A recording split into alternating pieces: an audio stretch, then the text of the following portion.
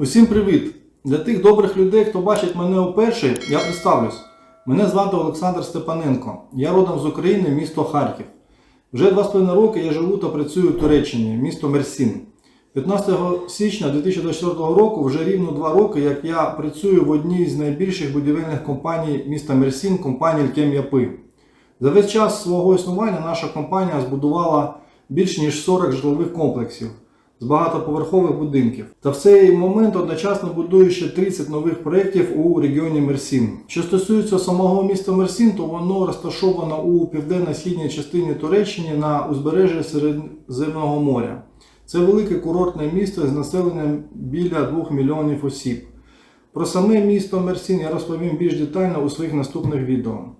У цьому ж випуску я б хотів відповісти на основні питання, які можуть цікавити громадян України, котрі в майбутньому планують сюди переїхати, купувати чи орендувати тут житло на довгий час та інше. Які умови в'їзду та проживання для громадян України на території Турецької Республіки?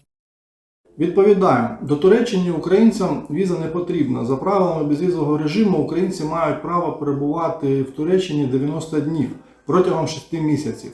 Кількість в'їздів не обмежена, але якщо ви прожили в Туреччині 90 днів, знову в'їхати зможете лише через 90 днів.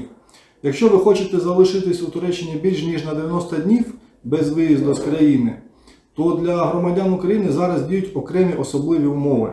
Ви можете отримати дозвіл на тимчасове перебування в Україні турецькою мовою кімлік терміном від 1 року за таких умов. Перше. Офіційна оренда житла, нотаріальний договір сроком на 1 рік. Друге. Купівля житла за будь-яку вартість, яка відображається у документі з права власності ТАПУ.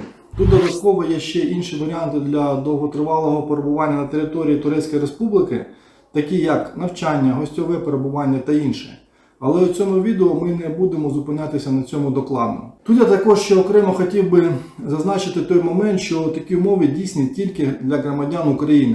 Для громадян усіх інших країн діють такі умови. Для довготривалого перебування у Туреччині більш ніж 90 днів необхідно придбати нерухомість, офіційна вартість якої має бути не менш ніж $200 000. Також громадян інших країн неможливо отримати дозвіл на тимчасове перебування на умовах оренди житла. Такі умови діють на всій території Турецької Республіки. Як я можу придбати житло у Туреччині? Чи обов'язково мені приїжджати до країни? Відповідаючи на це питання, я б одразу хотів би розділити 2 напрямки та типи покупки. Покупка готового житла чи покупка в житловому комплексі, що будується. Перше. Якщо ви плануєте придбати житло у готовій будівлі, то вам необхідно приїхати до місця знаходження цього житлового комплексу та продавця.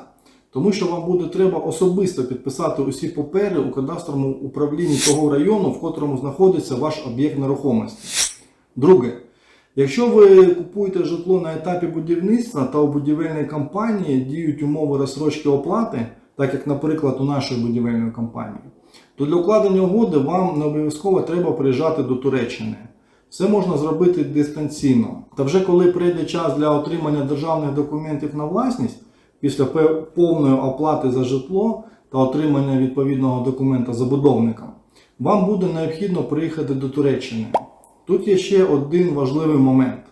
Як у першому, так і у другому випадку ви можете зробити доручення на будь-яку фізичну особу, яка перебуває у Туреччині. Але і для цього вам треба приїхати до країни хоча б на 1 день. Теоретично ви також можете зробити доручення дистанційно, звернувшись до турецького консульства в Україні.